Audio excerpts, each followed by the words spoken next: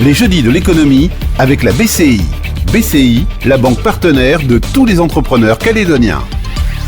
Bonjour à tous, accompagner les chefs d'entreprise qui cherchent à développer leurs projets dans l'économie sociale et solidaire et notamment les femmes, c'est ce que propose la CCI dans le programme Femmes dirigeantes qu'elle vient de relancer et dont nous allons parler dans cette émission avec nos trois invités. Jessica Bouillet qui est élue à la CCI, Christian Tillon qui est chargé d'opérations et de conseil aux entreprises à la Chambre de commerce et d'industrie et Cathy Manet de la librairie Calédolivre qui a été sélectionnée pour ce parcours 2025. Bonjour à tous les trois. Bonjour. Bonjour. Et merci d'avoir accepté notre invitation pour parler de cette initiative de la CCI. Jessica Bouillet, on va évidemment commencer avec vous pour que vous nous rappeliez l'essence finalement de ce programme consacré à l'économie sociale et solidaire et particulièrement aux chefs d'entreprise féminins. Oui, alors je le présenterai à l'inverse, c'est-à-dire qu'à la base, c'était un projet pour mettre en avant les femmes, comment ça s'appelle L'égalité homme-femme. Donc femme-homme, comme on veut. C'est peut-être ça, je dirais, ça c'est l'origine. Ma question c'est pourquoi encore aujourd'hui on a besoin de ce genre de projet, mais c'est une réalité, on le voit bien dans les institutions en général, et la CCI y compris, le nombre d'élus et femmes est inférieur à celui des hommes. Donc voilà, l'idée de base c'est de mettre en avant les femmes et les femmes dirigeantes. Et à ça, s'est ajouté l'économie sociale et solidaire. Donc, c'était un plan supplémentaire qui permettait en fait aussi d'aborder un sujet assez nouveau. L'économie sociale et solidaire, ça, c'est pas nouveau dans les faits, mais c'est nouveau dans les mots. Ça veut dire que toutes ces femmes, puisqu'on va parler des femmes chefs d'entreprise dans cette économie sociale et solidaire, ont aujourd'hui, comme tout le monde et comme beaucoup de monde, besoin d'accompagnement dans leurs projets, dans la conduite de leurs projets ? Oui, bien sûr, parce que souvent, je pense que quand on se lance dans des projets, ce qui motive souvent, c'est un peu la passion, c'est voilà toute cette dynamique-là, et c'est au cours du chemin qu'on se rend compte, qu'on se pose des questions, qu'on se rend compte qu'il nous manquerait des informations ou des éléments. Et c'est un peu le but de ce projet, quoi. Il y a aujourd'hui, les candidates qui ont été sélectionnées, elles ont des attentes, elles ont des besoins, et ce programme prévoit de les accompagner là-dessus. Et Cathy Manet, c'est exactement ce que vous avez vécu. Vous avez repris la librairie Calédolivre il y a quelques années. Vous avez finalement souscrit, vous avez demandé à participer à ce programme 2025 et vous avez été sélectionné. C'est parce que, justement, dans ce parcours de chef d'entreprise, vous aviez des besoins, vous aviez une nécessité à être accompagné, vous sentiez qu'il y avait du soutien qui était indispensable ? Absolument, et surtout avec ce qu'on a vécu, en fait, ça devenait très très compliqué. Bon, voilà. Et le fait d'être accompagné, c'est toujours bien d'avoir un regard extérieur sur ce qu'on fait. Quand on est dirigeant, chef d'entreprise d'une petite entreprise, en fait, on a le nez dans le guidon, comme on dit, on fait tout. Et donc c'est souvent difficile d'avoir du recul, de prendre un moment, de se poser, de faire le point, le bilan. Et être accompagné, c'est toujours un plus, effectivement, pour se remettre en question, évoluer, avoir des idées, se réinventer, etc. Oui, donc c'était vraiment une super opportunité. Oui. Et voilà, moi, c'était très motivant de postuler et je suis ravie d'avoir été retenue. Alors, Christian Tillon, concrètement, en quoi consiste cet accompagnement ? Parce qu'il y a un programme, c'est établi, c'est fixe, il y a un certain cursus finalement suivi par ces femmes chefs d'entreprise. Oui, tout à fait. Donc, l'idée, dans la continuité de ce que disait Jessica, c'est un appel à manifestation d'intérêt qui est sorti en 2023 du ministère des Outre-mer pour accompagner les femmes chefs d'entreprise. Et l'AFD nous a rejoint derrière pour le volet ESS, en demandant à aller un peu plus sur l'ESS, qui était très intéressant. Économie sociale et solidaire. L'économie sociale et solidaire, tout à fait. Et le parcours que nous avons imaginé, c'est d'accompagner sur deux volets la structure, qu'elle soit associative ou une société ou une entreprise individuelle, et la femme dirigeante. Donc la formation va être là-dessus. Donc on va aller sur le fonctionnement de la structure, sur les sources de financement, sur l'impact social de la structure, et sur la communication, le rayonnement même de la structure et des projets. Et donc on a imaginé tout un parcours avec une montée en puissance et un accompagnement spécifique pour les femmes chefs d'entreprise par une formation de Christine Castan sur le leadership au féminin. C'est vraiment l'originalité finalement de cette formation, le leadership au féminin. Il y a des choses à réaffirmer, il y a des choses à mettre en avant. Ça ne va pas de soi naturellement, Jessica Bouillet? Non, on se rend compte que non, ça ne va pas de soi. Il y a une posture, alors pas chez toutes les femmes, mais chez certaines, de retrait. Oui, c'est-à-dire que les freins ne viennent pas forcément des autres, mais parfois aussi d'elles-mêmes. Voilà. Alors, il y a les freins des autres. Oui. Voilà. Mais c'est vrai que je pense que le plus important, c'est de débloquer ses propres freins, voilà, nos propres incertitudes finalement. Les femmes, je trouve qu'on se pose beaucoup de questions, qu'on se remet aussi en question. À la fois, c'est une richesse, il faut le garder.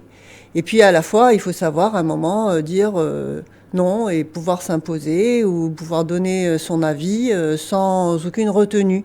Voilà. Et ça, c'est toute une éducation, c'est tout un système qu'il faut réussir à surmonter. Voilà. C'est deux parties de formation à parts égales, si j'ose dire, Christian Tillon, où il y en a une qui est plus accentuée que l'autre dans le parcours proposé. L'accompagnement de la femme est plus accentué, puisque au travers de l'accompagnement de la chef d'entreprise, on va l'accompagner dans sa structure. Donc forcément, les deux sont liés. Alors, à parts égales, oui. On verra, elles vont se faire leur formation, mais en fait, c'est l'accompagnement des deux qui est intéressant. Quelle est votre attente principale, vous, Cathy Manet? C'est vraiment par rapport à votre activité, de savoir où vous allez, comment vous allez pouvoir la développer, ou c'est aussi votre rôle de femme chef d'entreprise? Écoutez, parce que vous êtes femme chef d'entreprise. Oui, absolument, mais je me suis jamais posé la question, est-ce que parce que je suis une femme, je réagis différemment, etc. Je vous avoue que justement, moi je suis très curieuse de voir ce que ce stage va m'apporter, parce que voilà, Christine Castan, comment elle va aborder ça. Parce que, bon, alors moi, je suis quelqu'un qui est toujours dans le doute. C'est vrai, je me pose plein de questions, je m'affirme pas. Alors, est-ce que c'est ma personnalité ou est-ce que c'est parce que je suis une femme? Je n'en sais rien. Ça a l'occasion d'examiner tout ça. Non, moi, c'est vraiment le volet économique qui m'a intéressée. Parce que, effectivement, on envisage peut-être de transformer Calédo Livre en coopérative. Bon, ce n'est pas possible actuellement puisque ce dispositif n'est pas juridiquement n'existe pas, juridiquement applicable. Oui. Voilà, mais bon, peut-être qu'à l'issue de cet accompagnement, il y aura des avancées au gouvernement pour que ça soit effectivement dans les faits et avoir un regard effectivement comment se réinventer dans une situation aussi catastrophique que la nôtre, avec toujours la dimension solidaire et faire partie de la société et œuvrer pour tous. Est-ce que ce programme prend, avec les événements qu'on a connus en 2024, Jessica Bouillet, une acuité particulière? Est-ce que vraiment vous sentez que les besoins ont évolué auprès des femmes chefs d'entreprise qui sont engagées dans l'économie sociale et solidaire? Est-ce que ça a fait bouger quand même un certain nombre de lignes? Alors, ça a fait bouger des lignes, ça certainement. Par contre, je ne pense pas que ce programme soit impacté. Enfin, je veux dire, bien sûr, les entreprises ont été impactées, les personnes ont été impactées. Si ça peut aider à surmonter certaines difficultés, oui, mais c'est pas le sujet de départ, c'est pas l'objectif de départ. Je ne ferai pas de lien particulier avec ce qui s'est passé, parce que ce qui s'est passé, c'est au-delà de l'ESS, c'est au-delà des femmes. Voilà, c'est tout un peuple qui a été touché. Donc non, je ne dirais pas que c'est lié.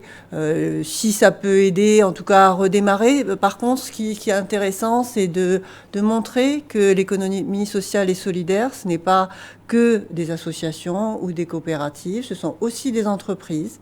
Moi, je tiens beaucoup à ça, c'est-à-dire l'économie sociale et solidaire, c'est comment on le fait, pourquoi on le fait, quel est notre but derrière, notre objectif. Si l'objectif derrière, il est social, s'il est solidaire et s'il est environnemental, à ce moment-là, c'est de l'ESS. Mais qu'est-ce qui définit vraiment l'économie sociale et solidaire? C'est la proximité, c'est les circuits courts, c'est la taille de l'entreprise. Il n'y a pas de critères vraiment objectifs. Non.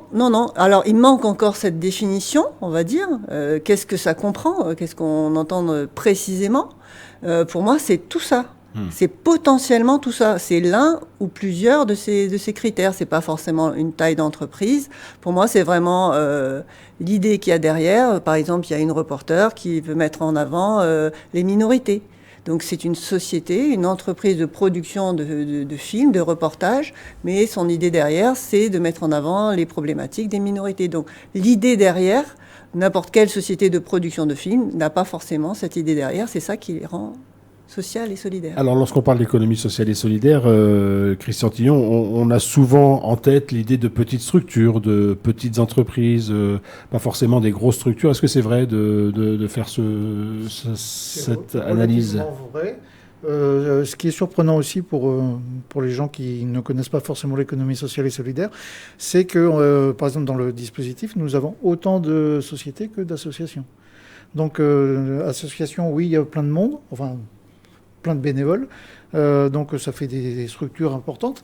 Et pour les sociétés, il y en a un petit peu moins parce que c'est compliqué d'aller chercher du financement ou de trouver des marchés. Et donc, forcément, les tailles des structures sont plus petites. Donc, je pense à, par exemple, Envie, qui est intégré, ou le Natai Watch à l'île des Pins, qui ont des... Alors, oui, ce sont des sociétés, mais par exemple, pour le Natai Watch, c'est une structure touristique qui est sur l'île des Pins, qui a été créée pour maintenir les populations dans la tribu. Donc, il y a 20 personnes ou 30 personnes dans la société, mais on est dans de l'économie sociale et solidaire. Donc, les structures, ce ne sont pas des entreprises avec des centaines de salariés, mais l'impact, en fait, ce qu'il faut voir sur l'ESS, c'est l'impact social que ça peut avoir. Une petite structure a sûrement plus d'impact social qu'une grosse qui emploie plus de monde, pas, au niveau social, je parle. Vous avez ce ressenti-là, Cathy Manet ? Oui, alors moi j'ai fait la démarche inverse. C'est-à-dire que j'ai commencé mon activité et c'est en l'exerçant que je me suis rendu compte que je pouvais relever de l'économie sociale et solidaire. Parce que c'est clair que l'objectif premier, c'est pas la lucrativité chez nous. En fait, on a une utilité sociale, une utilité culturelle, bien sûr, mais aussi un rôle de mettre les acteurs culturels en lien avec le public, de mettre en scène la création littéraire, de valoriser, de travailler en synergie avec les éditeurs, etc., etc. Enfin, il y a plein de volets qui relèvent de l'économie sociale et solidaire. Et je pense que c'est vraiment un modèle économique qui est formidable. Moi, je milite depuis beaucoup d'années, d'un point de vue éditorial, pour le partenariat collectif et privé. Surtout sur un petit marché comme la Nouvelle-Calédonie, il y a plein de possibilités. Et en milieu kanak, je pense que c'est forcément adapté à pas mal de projets économiques, de petits projets économiques. Alors, quels sont les défis pour les femmes chefs d'entreprise les plus délicats, Jessica Bouillet ? Est-ce que c'est de diriger une équipe quand on est une femme, ou est-ce que c'est le positionnement par rapport à l'extérieur, comment on est considéré comme femme chef d'entreprise ? Alors, je dirais que c'est peut-être plus par l'extérieur, parce que quand on est dans le quotidien avec ses équipes, il y a une vraie relation de confiance, de professionnalisme qui se crée, quoi. Et voilà, je dirais que en général, à part quelques cas isolés, non, en interne, c'est pas si compliqué. Bien sûr, j'imagine qu'il y a différents cas de comment les choses se mettent en place. Hein, voilà. J'imagine qu'une personne qui arrive dans un modèle déjà en place peut avoir du mal à s'intégrer. Voilà. Mais ça, je dirais que c'est peut-être général. C'est pas uniquement lié aux femmes. Et c'est vrai qu'en extérieur, j'ai pu remarquer des fois des comportements qui auraient tendance à limiter l'expression ou les idées qui ne seraient pas les mêmes que les autres. Voilà. Et je dirais que c'est plus en ça. Et en fait, c'est pas que les femmes sont différentes, c'est que comme elles sont moins présentes d'une manière globale, leurs idées finalement sont moins présentes. Et voilà, on est différents et forcément on a des façons différentes de réagir. Donc c'est cette diversité qui, je trouve, manque, quelle qu'elle soit. Diversité homme-femme, d'origine, voilà. Alors, ça fait plusieurs années que la CCI a lancé ce programme destiné aux femmes dirigeantes dans l'économie sociale et solidaire. J'imagine que vous avez fait des évaluations, vous avez vu comment les choses se passaient, vous avez dû peut-être adapter un certain nombre de choses. Christian Tillon, voilà, vous prenez aussi, vous, de l'expérience en proposant cette formation et ce parcours. Alors, Sur le dispositif, c'est la première fois. Donc, on avait tenté de le lancer l'année dernière, mais Oui, il y a eu un petit... voilà, on a dû être arrêté.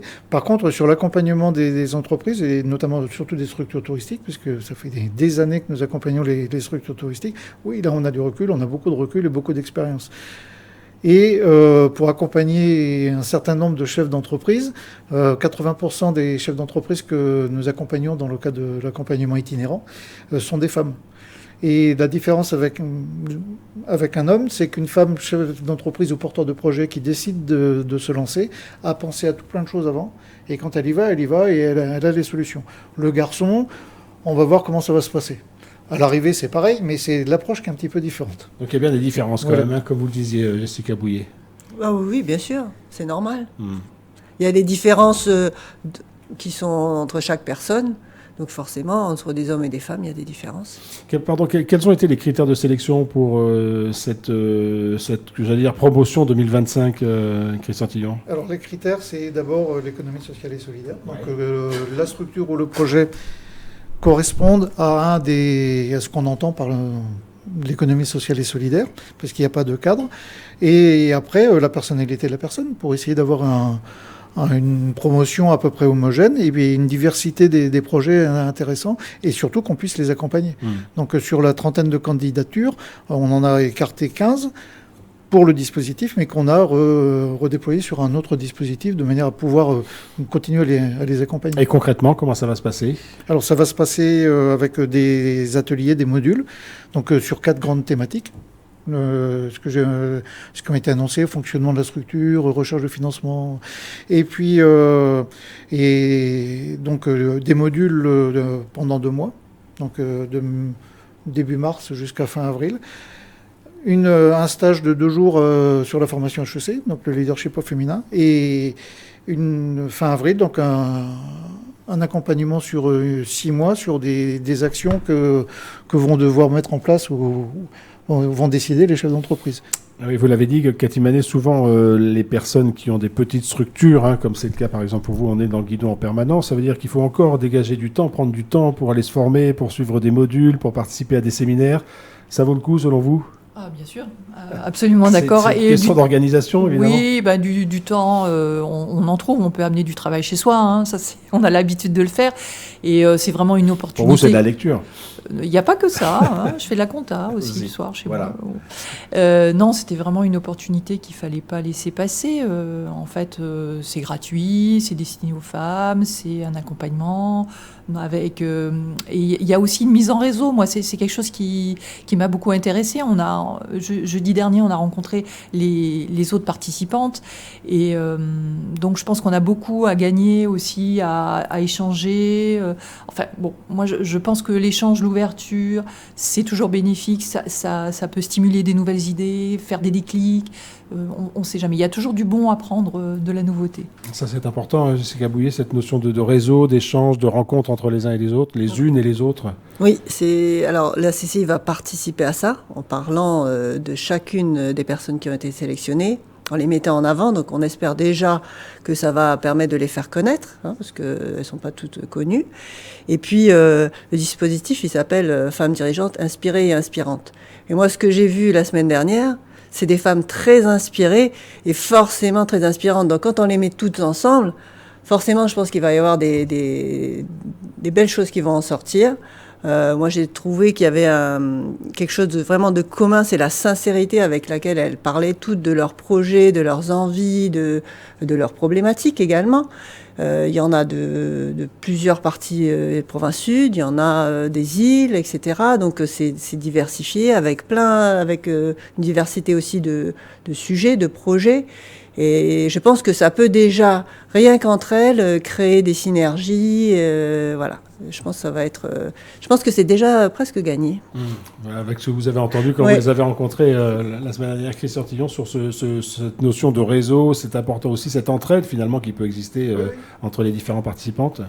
Oui, ce qui est motivant et ce qu'on a vu jeudi dernier, c'est que déjà la mayonnaise commence à bien prendre, elles se rendent compte qu'elles ne sont pas toutes seules, qu'elles ont souvent les mêmes problématiques, avec des solutions différentes apportées. Et donc ça va être très très motivant pour nous. Il y a beaucoup de choses qui existent aujourd'hui autour de l'économie sociale et solidaire pour les femmes. Il y a le Nouméa Women's Forum qui en a beaucoup parlé. Il y a besoin aujourd'hui peut-être de structurer ou de rassembler les choses, de les organiser un peu mieux, Jessica Bouillet, ou parce que ces initiatives, elles vont pas dans tous les sens, mais voilà, elles sont portées par différents acteurs qui pourraient peut-être se mettre ensemble. Enfin, est-ce qu'il y a besoin peut-être de meilleures synergies sur ce thème-là ? En fait, je pense que ce qui ressort beaucoup, c'est un besoin d'encadrer et de définir. Voilà. Parce que ça peut permettre d'obtenir des fois des aides financières, que ce soit européennes ou autres. Et ça, c'est important pour lancer des projets, pour certaines initiatives. Voilà, d'avoir un cadre aussi peut-être fiscal, etc. Aujourd'hui, il n'y en a pas vraiment, c'est un peu flou. On disait les coopératives, il n'y a rien de défini. Donc oui, il y a besoin de définir les choses, de donner un cadre, même s'il est très large, mais déjà de donner un cadre et des moyens de développer cette économie, parce qu'aujourd'hui on en a besoin. On a besoin de toutes les sortes d'économies et celle-ci en fait partie aussi. Merci beaucoup à tous les trois d'être venus dans cette émission pour nous parler de ce programme. Alors je vais le dire en entier, Femmes dirigeantes inspirantes et inspirées, c'est la terminologie exacte, qui a donc démarré, qui va se poursuivre de façon un peu intense jusqu'en avril, et puis après il y a une phase d'accompagnement. Est-ce qu'éventuellement après il pourrait y avoir une phase 2 sur un accompagnement sur le temps le plus long? C'est des choses qui peuvent être réfléchies, oui, Christian Tillon? Oui, complètement. On va voir ce que ça va, des besoins qui vont ressortir de ça. Et l'idée, oui, ça serait qu'on continue après, que ce soit des femmes ou d'autres, ce type de dispositif. Pour terminer, Cathy Manet. Oui, juste un petit mot pour rebondir sur ce que disait Jessica. Je trouve que mettre en avant des personnes, ce sont des femmes en l'occurrence, qui sont engagées, qui ont une vraie implication dans un modèle de société, c'est important. Ça montre un exemple dont on a peut-être besoin aujourd'hui. Voilà, ce sera le mot de la fin. Merci beaucoup en tout cas d'être venu dans ces jeudis de l'économie Radio Rythme Bleu, qui seront évidemment comme chaque semaine disponibles en réécoute dans quelques instants sur notre site internet rrb.nc. Merci beaucoup.